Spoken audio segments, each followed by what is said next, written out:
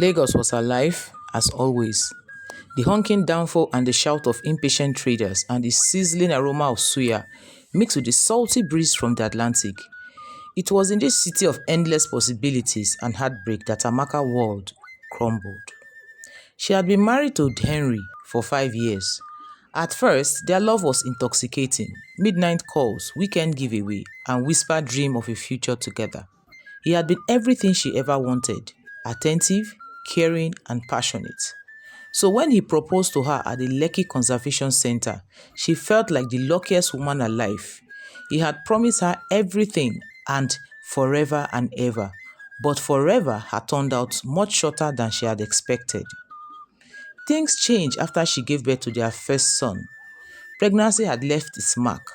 Extra weight, stretch mark, and exhaustion she couldn't shake off. She barely had time to sleep, let alone make herself look glamorous as she used to be. She worked day and night, taking care of the home and the son, and also running errands for the home. This made her so tired that she couldn't take care of herself. Henry, once doting and affectionate, became very distant. At first, she thought it was work stress, for he had just won a major contract and this made him rich and too busy. So she assumed the late nights and the weekend meeting were part of his increased responsibilities. But then she noticed the way his eyes lingered on slimmer women when they went out, the way he frowned when she undressed, and the way he avoided touching her. It wasn't just physical distance, it was also emotional. Their conversation became brief, limited to the logistics about their child or the household. There was no more laughter, no more deep discussion about their future. Amaka felt like a ghost in her own home, watching the man she loved slip further and further away. One evening, as she set his plate of steaming pounded yam and egusi soup in front of him, he barely acknowledged her. His eyes were fixed on his phone, scrolling mindlessly. She sat across from him, searching his face for any sign of the man she had married. "Henry," she said softly. He grunted in response, not looking up. "Is everything okay between us?" she hesitated before adding. "You have been distant lately." "Distant?" "Well, I don't know. I'm just busy," he cited, setting his phone down with an exaggerated motion. "Amaka, do you need something from me?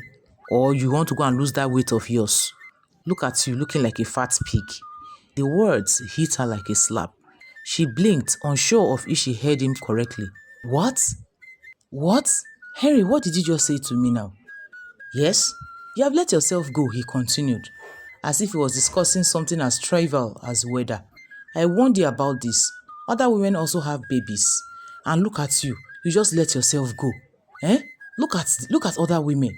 They keep themselves attractive. But you just let yourself go like a fat pig." She swallowed a lump in her throat. "Henry, I just had a baby for you. It takes time it takes time for." "That's not an excuse," he cut her off. "I work hard. I provide for this family. The least you can do is take care of yourself." Tears pricked at her eyes, but she refused to let them fall, not in front of him. That night, she locked herself in the bathroom, staring at her reflection in the mirror. She lifted her shirt, running her fingers over the stretch mark that traced her belly like delicate lines of a painful map. Was she really that unattractive now? Was the body that carried his child now something to be ashamed of? Then came the ultimate betrayal. It was a bright Sunday afternoon at the Palms Mall in Lekki.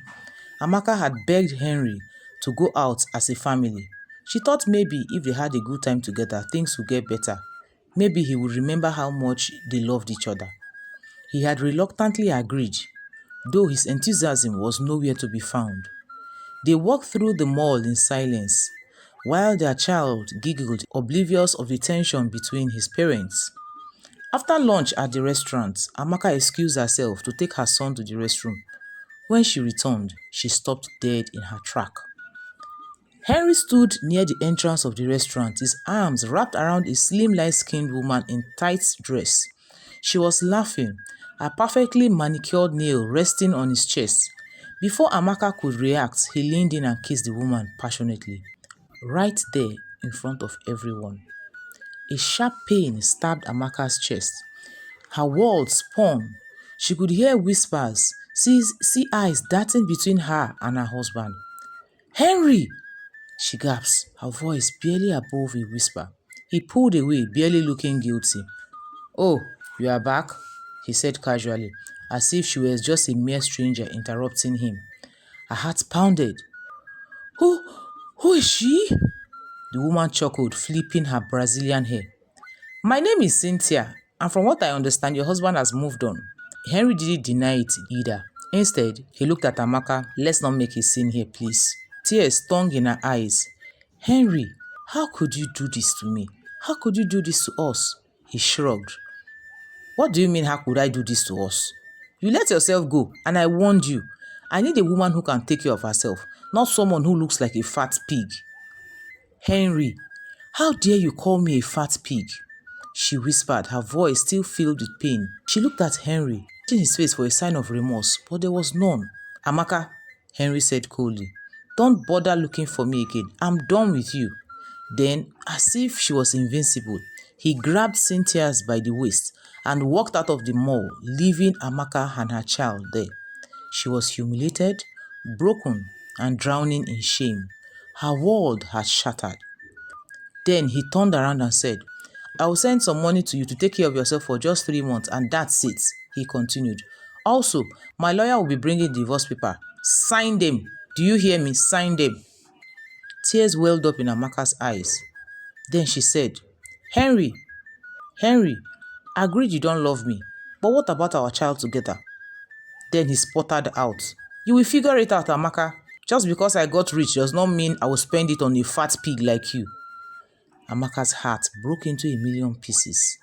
For weeks, she couldn't eat. She barely slept.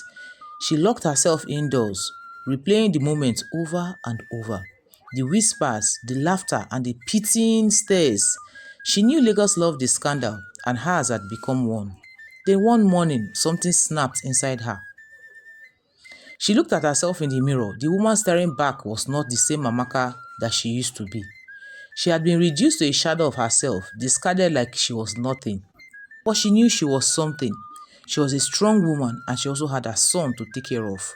She wanted to become a good role model for her son and didn't want her son to see her in a sad, pitiable state, so she decided to take control of her life. First, she joined a gym. It was hard. The first few days, she could barely breathe after 5 minutes on the treadmill, but she kept going. She swapped her late-night bowl of jollof rice for grilled fish and vegetables.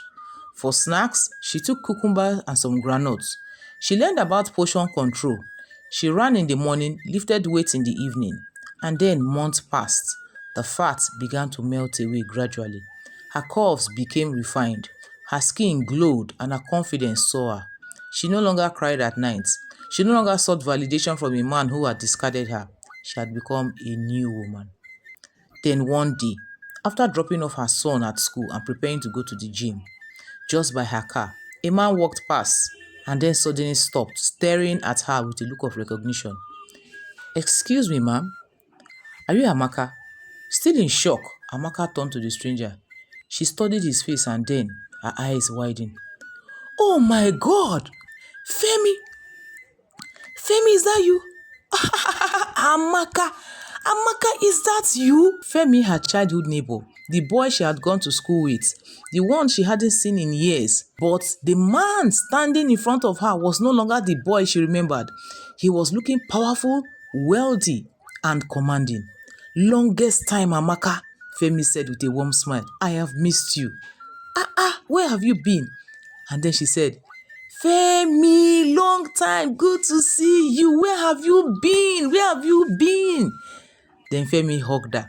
Then Femi smiled. Amaka, you ran away from me. You went to marry Henry, right? How is this, Jerry? He stole you from me. Then tears streamed down Amaka's face. He left me and my son. He called me fat and threw me away for someone else after 5 years of marriage. Can you imagine? He divorced me. Femi's jaw clenched. Interesting. But you look absolutely stunning. Where's the fat? Amaka's eyes widened, a small smile forming on her lips. I used to be fat before, she said teasingly. Really? Femi said, but that's no excuse for his behavior. If he truly loved you, he should have encouraged you to lose weight, just like you are doing right now. Femi voice softened. But don't worry, Henry doesn't know what he has missed. Do you mind if we catch up? By the way, let me just be upfront. I don't like to deceive myself. I've always been in love with you and I always wanted to marry you. But I couldn't understand how quickly Henry swept you off your feet and beat me to the game. So do you mind if we maybe have dinner by probably 6 p.m. and you can bring your son if you want? Amaka smiled for the first time in a long while and then she said yes to Femi's proposal. By 6 p.m., Femi came to pick her up and they had a nice dinner together. Amaka's son was so happy, eating his food and chatting with Femi, asking him all sorts of questions. Femi chuckled and laughed and Amaka's heart melted again. This went on for months and Amaka's son grew to love Femi. Then one evening, Femi proposed to Amaka after 1 year of their friendship. Amaka let out a bitter chuckle. Femi, what are you doing? You know I'm divorced and I have a son. You know, I gave everything to Henry. I stayed with him when he had nothing, hoping that one day we'll build a better life. And when he had money, all he did was to see me as a useless fat pig. I don't want a repeat of Henry, please. Femi cited. Some people change when they get money, but trust me, Amaka, Henry's action says more about him than they do about you. Please forget about him and marry me. We have been together for 1 year. And you know how much I love you. Please marry me, he pleaded, pulling her into his arms as if to console her and reassure her that everything will be okay. I will never hurt you or your son, and you know that. Amaka pulled away gently. Femi, please give me time to think about this, she said and turned and left. Femi's heart bled a little. He wished Amaka could see the depth of his love for her. And he also wished he could punch Henry in his face for hurting this beautiful soul and abandoning her with their child. If you enjoyed our story, please drop your thoughts in the comment section. Don't forget to like, share, and subscribe. And we'll see you in the next story. Bye.